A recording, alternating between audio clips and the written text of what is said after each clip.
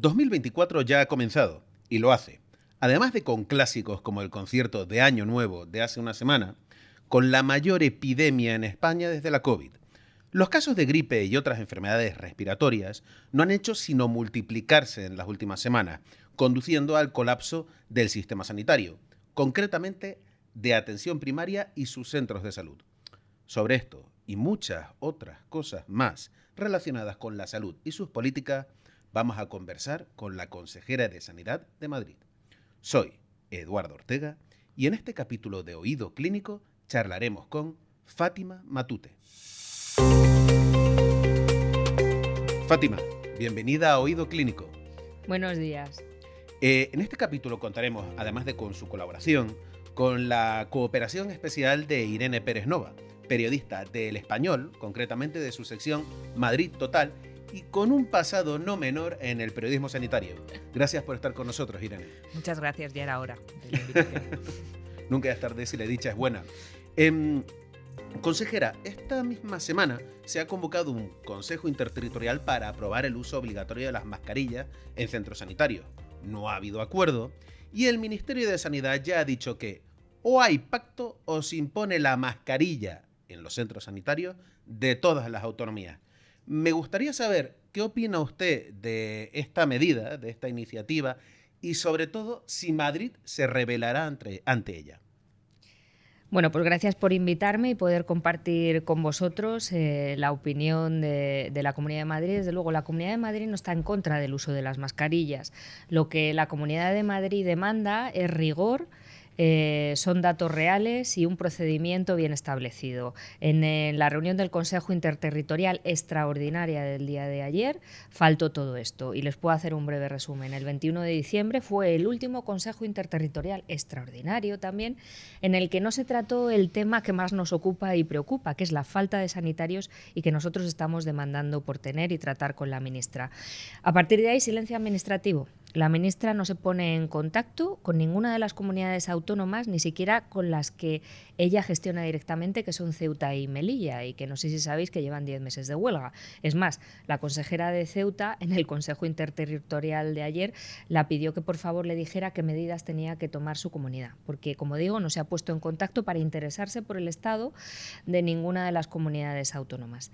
El día 5, cabalgata de Reyes, a las 7:45 nos llega una convocatoria para un Consejo Interterritorial extraordinario para tomar medidas coordinadas en relación con la gripe sin ningún tipo de documentación asociada. No está mal que nos reunamos, pero esto tenía que haberlo hecho antes, porque la Comunidad de Madrid y otras comunidades autónomas vamos trabajando desde antes del mes de noviembre, cuando implantamos el plan de gripe.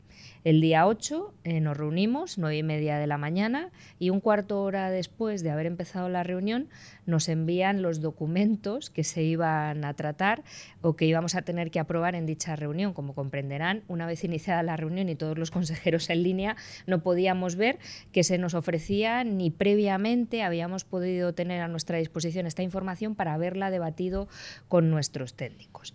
Y eso fue lo que le demandamos por unanimidad a todas las comunidades autónomas, excepto Cataluña, que previamente debían de haber pasado por el ente técnico competente, que es la Comisión de Sanidad Pública, que por cierto está pidiendo una reunión desde hace mucho tiempo y no la tienen, igual que había convocado de forma extraordinaria al Consejo Interterritorial, que lo hubiera hecho con esa Comisión de Salud Pública que hubiera evaluado y hubiera elevado al Consejo Interterritorial esos medidas técnicas que tendríamos que haber estudiado y aprobado. Y es más, la dijimos, es que lo que hay que hacer es un procedimiento que sirva para las enfermedades de transmisión respiratoria, por ejemplo, no solo en este caso que tenemos la epidemia de gripe, y que de forma escalada fuera dando pautas que pudieran tomar las comunidades autónomas según su idiosincrasia, según su tasa de incidencia, según su presión hospitalaria, y no café para todos como quiere imponer la ministra. Es decir, queríamos que técnicos que saben lo que ocurre con la transmisión de virus nos dieran su opinión. Esto, hasta aquí, la narrativa hasta ahora. Yo Sí. insisto en mis preguntas, consejera.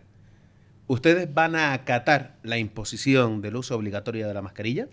Absolutamente, en la Comunidad de Madrid siempre acatamos lo que marque la legalidad, lo cual no quiere decir que podamos expresar nuestra opinión y nuestro criterio. Y desde luego es lo que hemos hecho.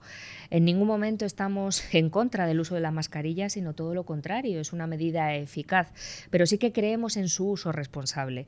Y como hay ahora una transmisión comunitaria de estos virus, lo que creemos es que esta medida es insuficiente e ineficaz. Tú obligas a poner la mascarilla en centros sanitarios y, por cierto, si van en el día de hoy, pues muchos profesionales y muchos pacientes ya la están llevando, pero lo que tienes que dejar clara a la población es que debe de protegerse y proteger en otros ambientes en los que la transmisión también ocurre y a veces ocurre en mayor medida porque la gente se relaja. Y es como cuando, por ejemplo, estás en un centro comercial o cuando vas al centro de salud en el metro. En el centro de salud te ponen la mascarilla, pero en el metro vas sin mascarilla. No, lo que hay que hacer es educar, concienciar, informar a la población para ese uso responsable y que además yo creo que con la pandemia todos hemos aprendido, y no alarmar a la población porque no estamos en un estado de alarma, no estamos en alerta de sanidad pública, que eso sí que con nuestra Dirección General de Salud Pública y el equipo de seguimiento que hay de la epidemia de gripe lo tenemos claro. Las cifras son incluso inferiores que en otros años que ha habido epidemias de gripe, lo cual no quiere decir que nos durmamos y no hagamos los deberes, pero desde luego no podemos alarmar a la población como si otra vez volviéramos a la época del COVID. Consejera, igualmente estamos en este momento, en el momento en el que hacemos esta entrevista, en esas 48 horas que ha dado la ministra Mónica García para que las comunidades autónomas puedan hacer esas aportaciones para tratar de cerrar un último acuerdo. ¿Cuáles van a ser las aportaciones / alegaciones, que no es lo mismo, de Madrid? Bueno, pues para empezar, lo que no entiendo es que nos haya dado 48 horas para hacer alegaciones cuando ya ayer por la tarde anunció que iba a imponer el uso obligatorio de mascarillas. Es otra incongruencia que encontramos en esta gestión de la sanidad por parte del Ministerio. No obstante, nuestro equipo, y desde luego liderado por Salud Pública, va a hablar en este sentido. Primero, que hay que reunirse todas las comunidades autónomas, los directores generales de salud pública y sus equipos, y hacer un estudio y una serie de medidas, orientarnos a una serie de medidas en función de esa incidencia de gripe, de esa presión hospitalaria, en función del tipo de virus circulante y en función de una serie de características, hacer un procedimiento y ponerlo en común. Y desde luego tomar en cuenta que hay que promover la vacunación, cosa que el Ministerio tampoco lo ha hecho. En las comunidades autónomas, desde luego, de forma activa hemos trabajado en ello, y puedo decir que en la Comunidad de Madrid la adhesión a la vacunación es alta, tanto de la gripe como del COVID, como del virus respiratorio sincitial, y eso también favorece a que esa transmisión sea menor, o tal vez que la gente que se contagia pese a la vacunación tenga síntomas más leves o menor gravedad de lo que hubiera tenido si no estuviera vacunado. Y también tengo que decir que esta epidemia de gripe no está comportando mayor gravedad, ni mayor ingreso, ni mayor mortalidad que otros años, lo cual también es importante a la hora de informar a la población. Y vuelvo a repetir, no quiere decir que le quitemos importancia, y que mi deseo sería que nadie se contagiara y que no hubiera enfermedades en la Comunidad de Madrid, obviamente. Teniendo en cuenta que tienen las competencias transferidas, por mucho que ahora mismo el Ministerio les imponga las mascarillas en centros sanitarios, ¿tienen alguna medida en mente para poner en la Comunidad de Madrid?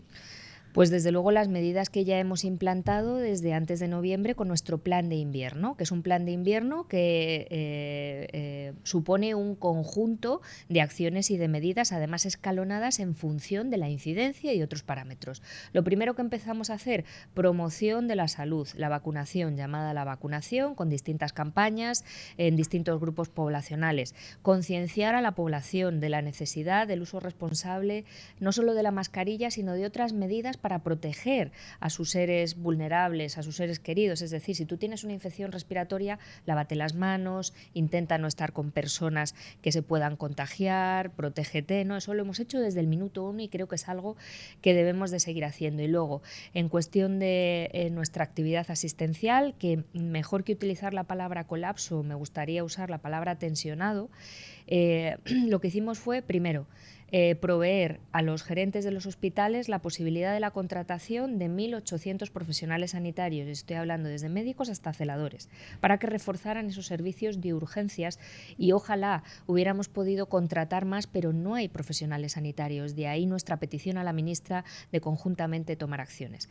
Otra de las cosas que hicimos fue aumentar en 1.100 las camas respecto al año anterior para que se pudieran ingresar esos pacientes, suponiendo que podía haber un aumento, ¿no?, de la frecuentación y de la atención de las urgencias hospitalarias, agilizar las altas y desde luego proveer de centros de media estancia para que pudieran drenar pacientes, ¿no?, desde los hospitales, y eso es lo que hemos hecho, aparte de un seguimiento y un grupo que tenemos, Salud Pública, Gerencia de Hospitales, Dirección General Asistencial y yo misma, casi hora a hora con cortes concretos hospital por hospital de cómo está la urgencia, cómo está la incidencia de gripe en la comunidad, y en función de todo eso y conjuntamente con una línea directa 24 horas al día, los 7 días de las semanas, con gerentes y jefes de urgencias y UCIs, ir tomando decisiones conjuntamente. La Paz, por ejemplo, ha sido una de las primeras en tomar la decisión de parar urgencias, operaciones no urgentes.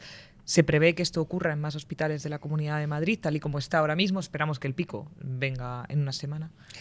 Pues eso es lo que esta comisión de seguimiento, este grupo de seguimiento trata. Nuestra intención es intentar no anular ningún tipo de actividad. Desde luego estamos consiguiendo que la actividad programada no se anule, así como tampoco los ingresos programados.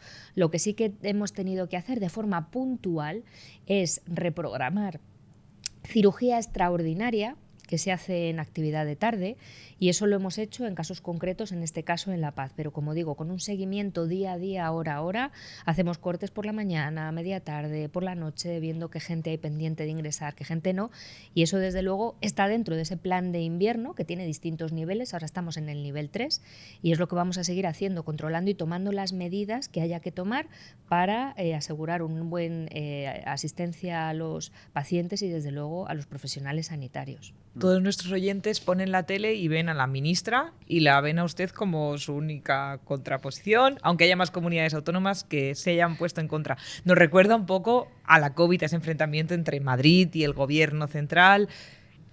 Mónica García, además, es una conocida para usted, viene de la Asamblea de Madrid. No sé si espera que este rifirrafe continuo siga durante toda esta legislatura, si prevé que las aguas se calmen. Por ejemplo, con el tema de los médicos, ¿hay predisposición por parte del Ministerio a buscar un plan? Pues mire, mi intención desde luego es el trabajar para la sanidad, porque la sanidad no entiende ni de vacaciones, como ha ocurrido con la gripe, y hemos estado ahí dando el callo todo mi equipo, y desde luego no entiende de política. Y desde luego mi intención es hacer lo mejor para los madrileños, independientemente de los ruidos mediáticos y políticos que haya. Con lo cual, si hay una medida que haya que tomar que sea beneficiosa, la tomaremos. Y desde luego nuestra posición y nuestras ideas las vamos a transmitir sin ningún interés de hacer titulares o buscar la alarma, la crispación. O sea, desde luego así en sanidad no se debe de trabajar, y por mi parte, desde luego, yo no lo voy a hacer ni estoy nerviosa, porque nada más allá de mi talante, que necesito el 100% de mis energías para trabajar en este sistema tan complejo que es el sanitario. Consejera, lo cierto es que cuando cerramos la temporada anterior de Oído Clínico hicimos recopilación de lo que ocurrió y de los sonidos. Uno de los sonidos más importantes fueron los de las manifestaciones, los de las protestas y los de las huelgas de los sanitarios en Madrid. En aquel momento se consideró que fue uno de los principales problemas que afrontó Isabel Díaz Ayuso durante la anterior legislatura. ¿Cree que esto puede volver a pasar? Desde luego, cualquier persona tiene el derecho a poder manifestar su opinión. Y desde luego nosotros siempre estamos en disposición de oír y del diálogo. Lo hemos hecho desde el primer momento, desde sindicatos, sociedades científicas, y además yo he sido y soy profesional sanitario durante 25 años y he vivido estas manifestaciones y estas demandas. Desde luego la Comunidad de Madrid ha estado trabajando para proveer a los profesionales sanitarios de lo mejor que está en su mano. ¿Qué medidas hemos tomado? Pues mejoras retributivas, y de estabilización laboral para atención primaria, pero como yo digo, no solo está la atención primaria extrahospitalaria, sino que también yo estoy centrando mi atención en la atención hospitalaria. En ese sentido, aparte de estas mejoras retributivas en las que vamos a seguir trabajando, y en eso también invoco al Ministerio para que le diga al Gobierno que invierta más del Producto Interior Bruto de lo que está haciendo en sanidad, por ejemplo, para mejorar aún más nuestros salarios a nuestros profesionales, son estabilización laboral. A diciembre de 2024 vamos a conseguir que menos del 8% del personal sanitario, y no estoy hablando de médicos, estoy hablando de todos los profesionales sanitarios, incluidos los pinches de cocina que tenemos en nuestro sistema madrileño de salud, pues menos del 8% sean temporales. Y a partir de ahí, que vamos a sacar ofertas públicas de empleo cada 2 años, vamos a conseguir una temporalidad menor del 2%, con lo cual esto también nos va a servir para mejorar y fidelizar a nuestros profesionales y para atraer talento y atraer a gente que a lo mejor ha salido fuera y que vuelva a ver que tenemos un sistema fuerte, solvente, que cuidamos a nuestros profesionales y que hacemos todo lo que está en nuestra mano. Y desde luego le puedo decir que el Gobierno de la Comunidad de Madrid y a la cabeza nuestra presidenta, día tras día trabaja y trabajamos para esto. Suban o no los sueldos de los sanitarios desde el Ministerio, Madrid, como otras regiones, tiene una idiosincrasia particular, el coste de la vida es mucho más alto. Tiene que haber incentivos especiales por trabajar en Madrid para esos profesionales sanitarios, mejorar la retribución por el hecho de estar en la comunidad en la que están. Bueno, toda mejora es bienvenida y es estudiada. Otra cosa es los mimbres de los que disponemos y las circunstancias que tenemos, pero desde luego nuestro sentido es siempre mejorar en lo que podamos y desde luego en lo que esté en mi mano, y el Gobierno así lo tiene claro en la Comunidad de Madrid, de mejorar no solo salarialmente, sino también en esas condiciones laborales de estabilidad y mejor en sus condiciones de trabajo a nuestros profesionales, pues haciendo reformas, consiguiendo ahora una renovación tecnológica muy importante que te facilita, ¿no?, también tu trabajo, pero siempre teniendo en cuenta que aunque hacemos una renovación tecnológica, la alta tecnología, como dice la gerente de hospitales, son nuestros profesionales sanitarios y son los que tenemos que cuidar. Cuando llegó a la consejería, nombró a un super viceconsejero. Se le presentó así desde la Comunidad de Madrid, no pongo yo los cargos de nadie. Vino con un equipo que no ha funcionado, que ha salido de la consejería, no ha tenido miedo a tomar esa decisión, aunque le hayan acusado de volatilidad y de algunas. ¿Se arrepiente de ello, de haber hecho un cambio en menos de 6 meses? ¿Lo volvería a hacer si el siguiente equipo con el que cuenta no funciona? Bueno, pues yo creo que las decisiones hay que tomarlas de forma sensata, con rigor, con evidencias, con un análisis profundo, y esa decisión la tomé debido a una serie de circunstancias y a un proyecto que necesitaba a otro tipo de personas. Agradezco ese trabajo que se hizo, pero en este momento, con los retos que afrontamos, necesitábamos otros perfiles y esos son los que tenemos. Y desde luego espero y creo y soy consciente de que esto no va a ocurrir dentro de 6 meses, simplemente hay unas reorganizaciones por proyectos que hay que llevar a cabo y, como en cualquier empresa, pues hay que tomar decisiones, hay que ser valiente, hay que ser trabajador y desde luego hay que ser sensato, y con una evidencia y rigor se toman esas decisiones y por tanto no te puedes arrepentir cuando has tomado una decisión basado en criterios siempre, y como digo, por el bien de los madrileños y siempre agradeciendo la labor y el trabajo que han hecho los que han estado a mi lado durante el tiempo que han estado. Consejera, pasemos un poquito a cuestiones relacionadas con política farmacéutica, en la que sí se tocan un poco su consejería y el ministerio. Tenemos el asunto de las compras centralizadas. Madrid ya hace sus propias compras centralizadas. La apuesta de este ministerio, en alguna ocasión la ha deslizado el secretario de Estado Padilla, es precisamente tomar esa idea y llevarla a lo grande, a todo el país. Es algo que ya se ha hecho, pero es verdad que no todas las comunidades autónomas se han adherido. ¿Comparte este objetivo? ¿Madrid participaría en nuevas compras centralizadas de productos sanitarios y de medicamentos a escala nacional? Pues me tendrían que presentar ese plan de negocio y proyecto realmente para que yo lo pudiese evaluar. Cuando las competencias están transferidas a las comunidades, significa que tú también tienes que poder tener la capacidad de gestionar este aspecto, con lo cual yo a priori me gustaría que me presentaran ese proyecto, que no entiendo realmente a lo que se refieren, pero desde luego en la Comunidad de Madrid también con nuestras características, porque tú puedes hacer una compra centralizada, pero somos 17 comunidades autónomas con nuestras virtudes, con nuestras diferencias, y eso yo creo que hay que tratarlo individualmente. Desde luego nosotros abogamos por la eficiencia, por compras centralizadas, por acuerdos marcos, por una economía de escala, con precios competitivos, para desde luego invertir mejor el dinero que tenemos. No es para disminuir el gasto, que también, si me oye mi compañera de Hacienda, evidentemente también, sino para ese dinero gastarlo bien en lo que necesitamos, ¿no? Eso desde luego es en lo que estamos trabajando y es por lo que yo abogo. Y un acuerdo centralizado me gustaría que me presentaran a qué se refiere y con qué condiciones, ¿no? Y lo de la farmacia centralizada tampoco lo veo. Estatal sí también quiere tocar ese punto. Claro, yo ya no entraba tanto en lo estatal como una cosa centralizada, pero sí quería tocar ese punto. Ya sabe que dentro del programa de Sumar está la idea de una industria farmacéutica pública con dos vías, por decirlo de alguna manera. Algo de genérico, yo entiendo que también ahí la idea está en ver cómo atenuamos los problemas de falta de autonomía estratégica que tiene España y Europa en principios activos, y también en la búsqueda de determinadas indicaciones terapéuticas que en muchas ocasiones no encuentran, digamos, incentivo económico para los grandes laboratorios. Me gustaría saber cuál es su valoración de estas, por ahora, posibles iniciativas, porque es verdad que no hay ningún papel legal al respecto. Claro, vuelvo a repetir, a mí me gustaría, antes de posicionarme respecto a las iniciativas que nos dan, es ver qué es lo que proponen realmente y ver las tripas, ¿no? Y evaluarlas. Así, ante la idea de una farmacia estatal, pues a mí me sorprende y me parece una intervención del Estado en un mercado que está maduro, que es el farmacéutico.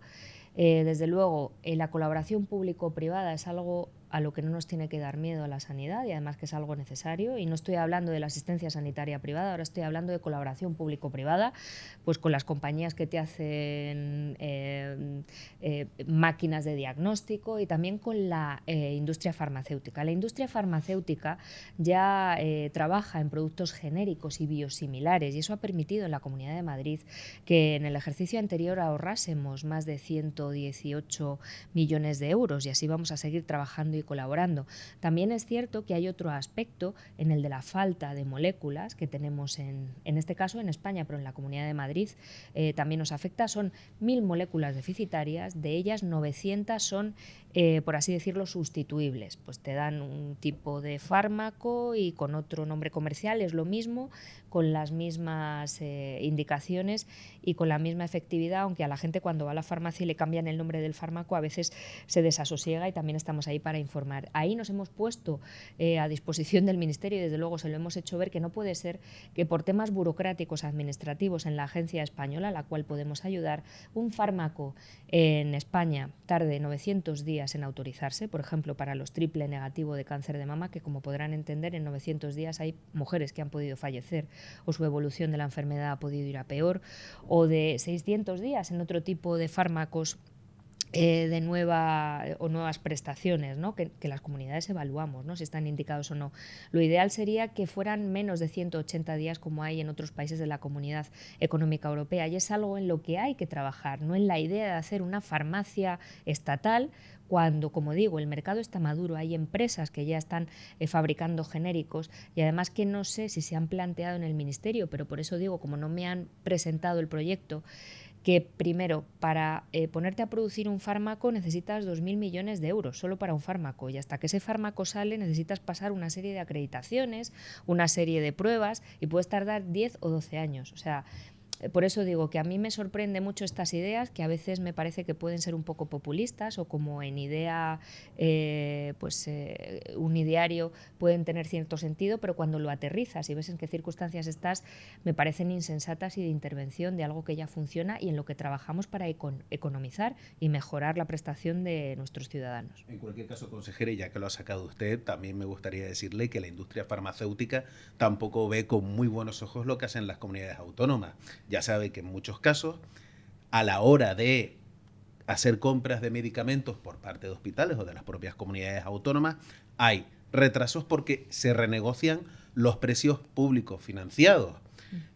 Ahí hay otro retraso. De hecho, cuando se ha planteado la introducción de más comunidades autónomas o de darles más poder en la Comisión Interministerial de Precios, le puedo asegurar que la industria ha temblado. Temblaría la mesa como si fuera un terremoto en Japón.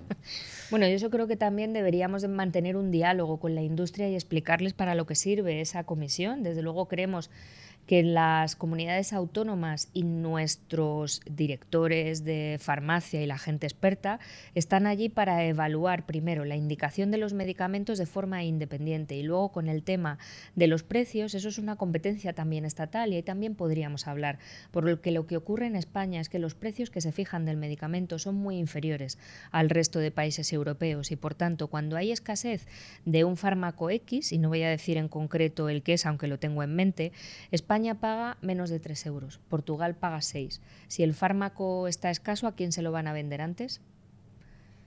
¿X para qué funciona? ¿Para qué sirve X? X para protector gástrico, por ejemplo.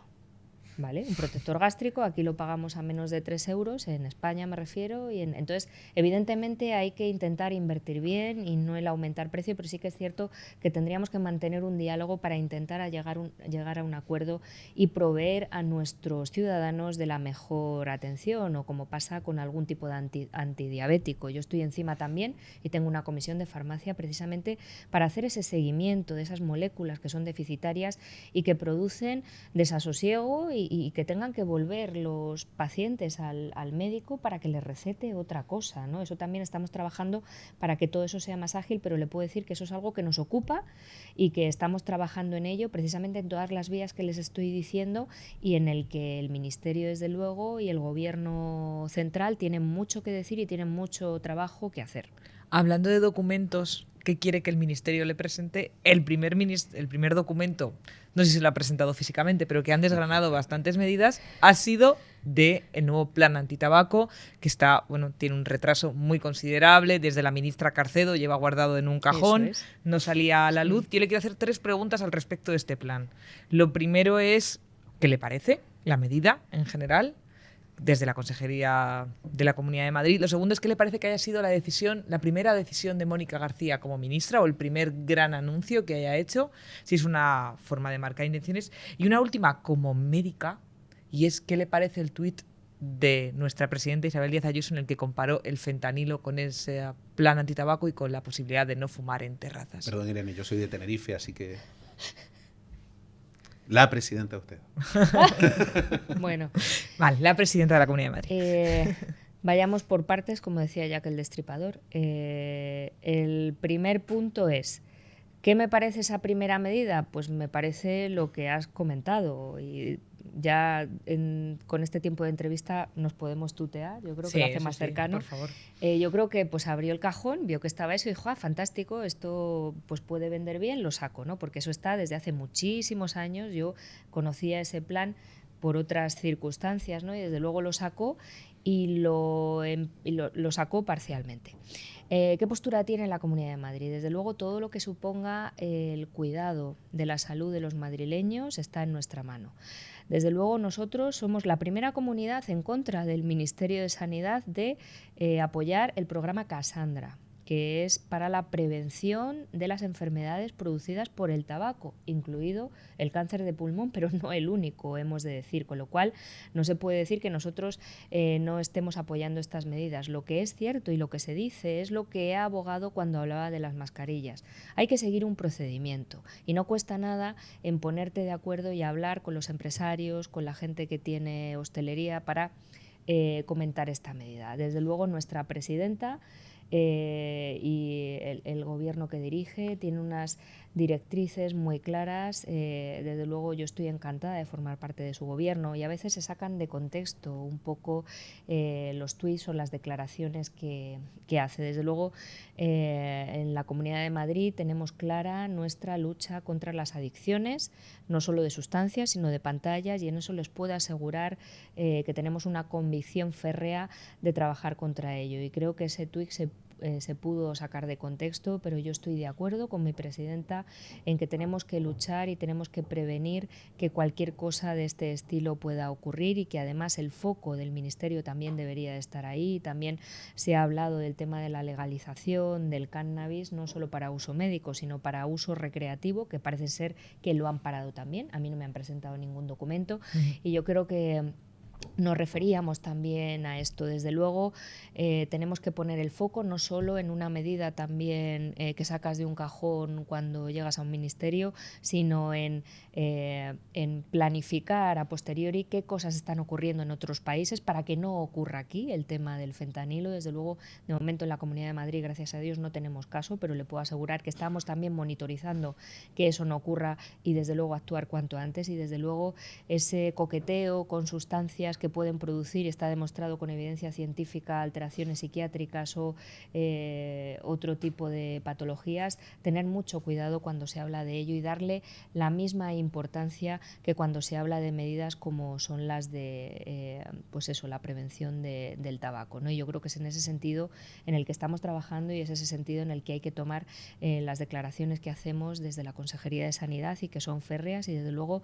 vamos a luchar para proteger la salud de los madrileños contra cualquier tipo de adicción. Sacando el tema del cannabis, Madrid ha manifestado que está en contra de esa propuesta, que no es solo de la ministra, es de Sumar como partido político, en su momento de Más País, también lo llevó al Congreso de los Diputados.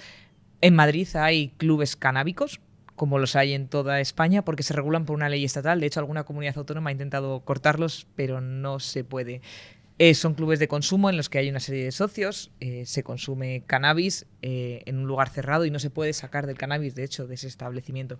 No sé si la Comunidad de Madrid tiene algún plan para poder prohibir, por ejemplo, la existencia de los mismos, aunque estén regulados a nivel nacional. Bueno, de momento la venta de cannabis está prohibida en España. O sea, no se puede vender cannabis, ¿no? Lo que sí que se puede plantear es el uso medicinal, pero como cualquier otra droga o cualquier otro fármaco y de forma regulada a través de farmacias o entidades sanitarias y desde luego no para un consumo libre. Desde luego, esta Consejería de Sanidad, y hemos debatido sobre el tema, tenemos claro y hay evidencia científica que el consumo de estas sustancias y sobre todo en gente inmadura, en la época infanto-juvenil, no solo produce alteraciones comportamentales o que pues evidentemente no puedan estar todos los centrados que debieran, sino que está demostrado que personas que sin esa droga pues no hubieran debutado con una patología, este tipo de sustancias te puede hacer tener brotes psicóticos o que debute una enfermedad mental, hacer de efecto gatillo, y desde luego contra eso le puedo asegurar que también vamos a luchar en base a los informes que tenemos, a la evidencia científica, y vuelvo a sacar a nuestra Dirección General de Salud Pública. Consejera, diversas asociaciones han acusado al gobierno regional de torpedear la práctica de la eutanasia en la Comunidad de Madrid. ¿Qué opina usted al respecto? Entiendo que me va a decir que no es verdad, pero... No es verdad. Menudo cambio de guión. Claro. No pasa nada. A ver, en la Comunidad de Madrid, desde luego, trabajamos en el final de la vida. Y el final de la vida compone tanto la eutanasia como en los cuidados paliativos. Y desde luego estamos en la Comunidad de Madrid, puedo decir que tenemos el PAL 24, que es una asistencia a las 24 horas todos los días de la semana de cuidados paliativos que coge todos los niveles asistenciales, con una atención en el domicilio de los pacientes y de los familiares fantástica en los últimos momentos, ¿no? Y que también les ayudan en esas últimas fases a estar confortables, ¿no? Con lo cual nosotros lo que les proveemos es te ayudo a vivir mejor, pero desde luego esa ley de eutanasia sigue las normas marcadas, ¿no? Hay mucho debate en relación a esto. Desde luego lo que no estamos de acuerdo es que tengas una pestaña de ayuda a morir, pero no tengas una pestaña de ayuda a vivir, en el sentido, y nos ha pasado con pacientes con ELA, ¿no? En los que nosotros, como otros pacientes vulnerables, trabajamos mucho. Si tú a un paciente con ELA le provees de los medios necesarios para que no sea tragante, que no se ahogue cuando tenga el respirador, él te dice, no, si yo quiero seguir aquí con mi familia hasta que yo pueda, pero si yo no tengo esta ayuda en mis últimos días, pues decido irme, ¿no? Entonces también lo que hay que, dentro de la libertad que tiene el ciudadano, como digo, tenemos que informar y tenemos que poner a su disposición todos los medios que tenemos a nuestro alcance, en este caso en la Comunidad de Madrid, para ayudarle desde que nace hasta que muere, ¿no? Y que tenga todas las opciones para que él pueda decidir libremente. Y eso es por lo que abogamos la Comunidad de Madrid. No nos oponemos a nada, porque la Comunidad de Madrid es una comunidad que aboga por la libertad, aboga por la ciencia, por el conocimiento, y desde luego eso es lo que vamos a ofrecer y estamos ofreciendo a nuestros madrileños. Por decirlo de alguna manera y para que quede claro en la grabación, ustedes no bloquean o no impiden o dificultan el cumplimiento de este derecho del paciente. Absolutamente. Yo quiero volver un poquito al interterritorial, bueno, interterritorial falso, que se va a celebrar mañana, o la notificación, o lo que sea. Una de las propuestas es la baja por la petición, que se nos ha pasado un poco cuando estábamos hablando del tema, de que una persona vaya y sin necesidad de ir al médico pueda cogerse una baja de 3 días, alegando pues una madurez a la hora de tomar ese tipo de decisiones. Y lo quiero unir, de primeras me gustaría saber qué le parece, pero luego hay un debate que de hecho acaba de resurgir entre los colegios médicos de enfermería y de medicina con las competencias de las enfermeras, y me gustaría preguntarle si no cree que, igual que las enfermeras están pudiendo prescribir cada vez más, no podría ser la enfermera la que, por ejemplo, diera esa baja. Pues sí, no quiero yo meterme en luchas colegiales, pero por favor, preguntar. No, vamos a meterla en luchas colegiales, esto es de lo que va. Otra vez por partes. Nos han dado 48 horas para dar alegaciones, pero no va a haber un nuevo Consejo Interterritorial, no hay convocatoria. Es decir, nos han dicho que en 48 horas hagamos alegaciones, pero vuelvo a repetir, la incongruencia es que nos dan 48 horas y hemos hecho los deberes y tenemos nuestro informe de alegaciones de todo nuestro equipo. Pero ayer ya ha anunciado la ministra, y esta mañana, y lo seguirá haciendo, que va a imponer el uso de mascarillas, nuevamente por vías no oficiales.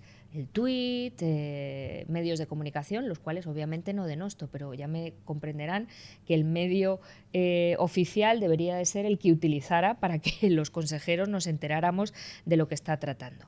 Respecto al tema de las bajas, vuelvo a repetir, 8 de enero, Consejo Extraordinario, orden del día, ponernos de acuerdo en coordinarnos con el tema de la gripe, y de repente sacan el tema de las bajas con declaración responsable. No estaba en el orden del día.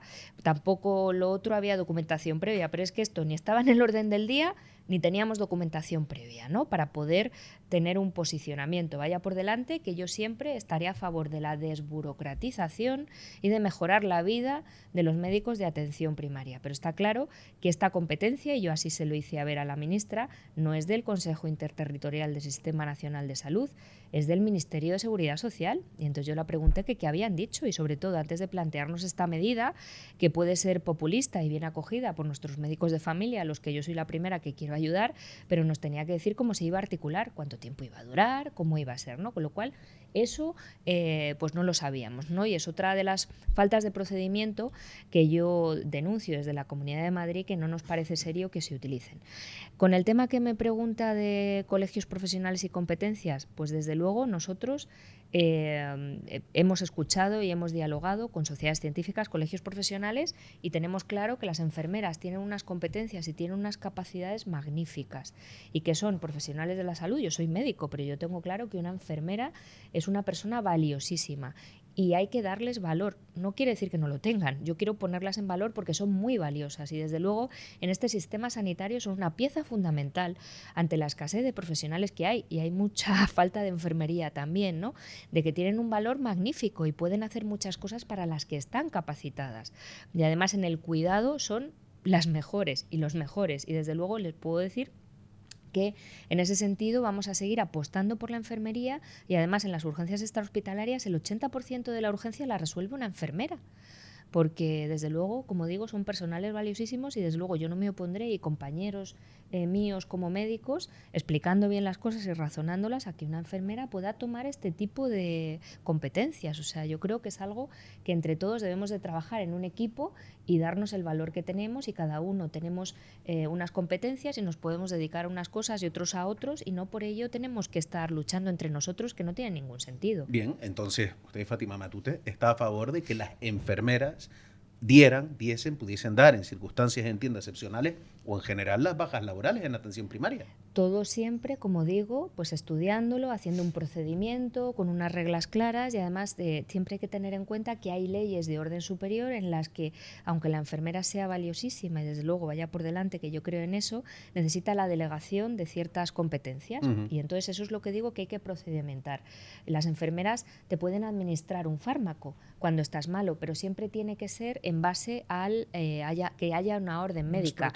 Y les puedo decir que hay muchas enfermeras que saben perfectamente lo que hay que ponerle a un paciente, ¿no? Y eso es lo maravilloso y lo divertido de trabajar en equipo y trabajar en un hospital. Pero bueno, siempre que se sigan las normativas que hay que seguir y dentro de un trabajo colaborativo que es más que necesario y además es fantástico trabajar así, desde luego yo voy a estar a favor de esa colaboración y de ese poner en valor a todo el mundo, porque como digo, hasta el señor que te pone la bombilla en la sala que vas a trabajar es necesario y es valioso. Consejera, el Hospital Zendal va a ser ahora un centro de día para pacientes de ELA, la enfermedad que usted mencionó antes. En realidad es un nuevo cambio de uso, por así decirlo, otro más, por decirlo de alguna manera, para este centro, para este hospital. Estos cambios constantes para un centro que se edificó como un centro especializado en COVID, ¿es una virtud del propio centro que refleja su capacidad de adaptación o un error de cálculo a la hora de edificar un hospital que, bueno, no tiene, parece, un fin concreto? Bueno, pues también por partes. Yo he de decir que el Hospital Enfermera Isabel Zendal sigue teniendo el mismo fin que tuvo en su origen. El Hospital Enfermera Isabel Zendal va a seguir siendo un hospital preparado para una catástrofe que no solo tiene por qué ser una pandemia de un virus, puede ser, y Dios no lo quiera, un ataque terrorista. Entonces ese hospital que se construyó para darnos servicio en el COVID, y yo le puedo decir que yo he sido profesional sanitario y he estado trabajando durante esa época del COVID y gracias a ese hospital se pudieron drenar allí pacientes y se pudieron salvar vidas. Y lo digo de verdad desde ahora no como consejera de Sanidad, sino como médico que estuvo durante esos arduos y duros días en los que todos dimos lo mejor que pudimos, pacientes y médicos, y que supuso un aprendizaje bastante duro. Y he de decir que en ese hospital la gente que fue allí a trabajar demostró lo sólida y lo buena que es el sistema sanitario madrileño, porque en las cifras y lo que hemos podido analizar, tanto las complicaciones como la mortalidad de ese hospital, que con nueva creación, con equipos que no se conocían, empezaron a funcionar, lo previsible es que hubiera tenido unos resultados un poco peores, y todo lo contrario, tuvo unos resultados iguales que hospitales que estaban de toda la vida, de la Paz, del Clínico, en la atención a esos pacientes, y esa experiencia está ahí. Y desde luego esa marca Zendal que ya está y que vamos a seguir promoviendo, nos va a dar no solo el expertise de poder hacer muchas análisis respecto a esos pacientes que se atendieron, sino a que ese hospital, si lo necesitamos, en 24 o 48 horas puede volver a convertirse en un hospital de emergencia para una catástrofe. Con lo cual, ese uso inicial sigue existiendo, y he de decir que esa construcción en ese periodo tan rápido de tiempo, que fue desde luego un hito, hay que ponerlo en valor, que salvó vidas y que desde luego ese hospital ya con eso que hizo estaría amortizado. Pero es que no lo vamos a amortizar, sino que lo vamos a mantener con ese uso primigenio que tuvo, pero aparte, desde luego, yo no he cambiado de opinión en el uso que le vamos a dar. Desde luego lo vamos a hacer una parte, un centro diurno para pacientes con ELA y enfermedades de motoneuronas raras degenerativas, que además como es panelable y podemos adaptarlo en función de necesidades. Y luego vamos a tener un centro pionero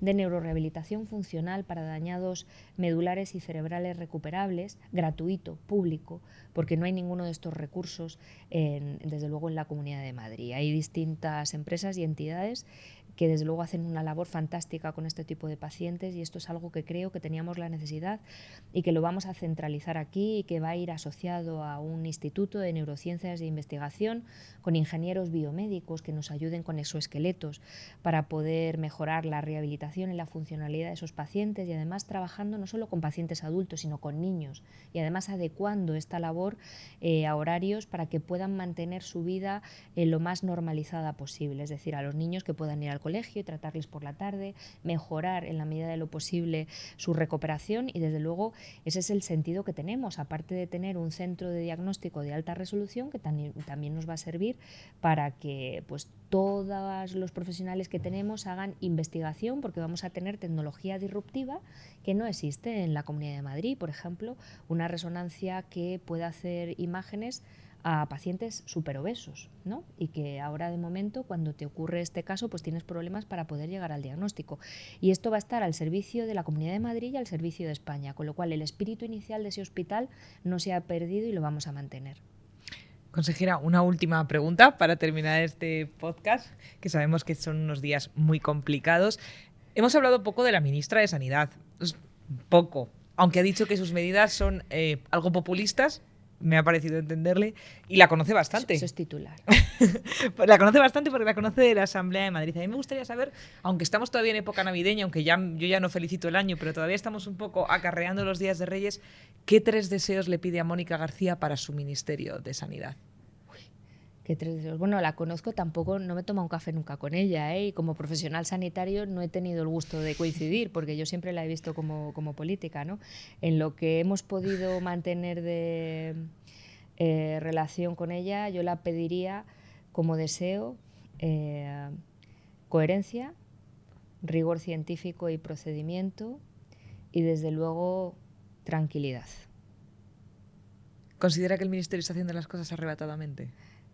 Bueno, yo creo que es una evidencia objetiva. Cuando cuentas el transcurso de cómo hemos llegado a esta imposición de la mascarilla, vemos que ha sido de forma improvisada y a golpe de, bueno, pues ahora no he hecho nada desde el día 20, voy a poner esta medida, pero no convoco a los expertos, pero como llego tarde tengo que hacer esto y ahora me lo criticas. O sea, así no se puede trabajar en sanidad y además, como digo, no debemos de trabajar con mensajes políticos o buscando titulares, ¿no? O sea, eso es que no funciona y además no se sostiene en el tiempo, ¿no? Con lo cual yo creo que deberá ser más reflexiva, deberá trabajar en equipo. Desde luego todas las comunidades estamos abiertas al diálogo y no hay que confundir que nos opongamos, no nos oponemos al uso de mascarillas. Lo que estamos pidiendo es que trabajemos de una forma ordenada, con rigor, con documentación previa, con una reflexión previa para tomar una decisión consensuada y tomada por expertos, ¿no?